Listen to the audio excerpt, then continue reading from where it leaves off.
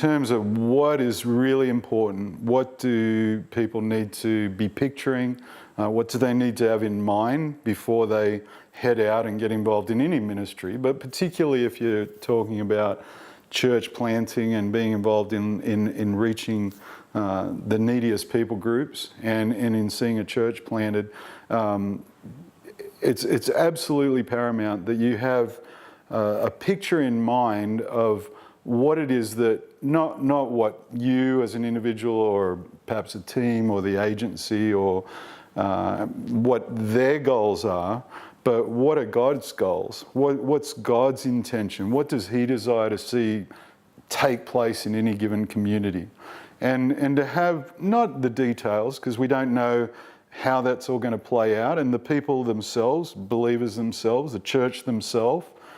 they have to be part of seeing that take place and taking God's word and applying it in their own situation. But those who go initially, those who are the initial church planters,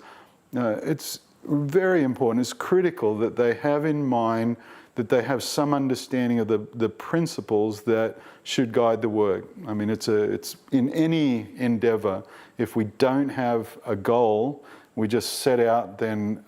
probably nothing of any significance will take place. So the broad principles from God's word, the way that God himself works, and then how that's played out in his story, his narrative, in certainly the Old Testament, but then as we come into the New Testament, and then we get lessons from those who've been church planting down through history, and we see the things that have actually worked. And by worked, I'm not talking about numbers or physical things, all of that, but what's worked in terms of seeing churches planted, believers that go on to maturity, that value God's word and are able to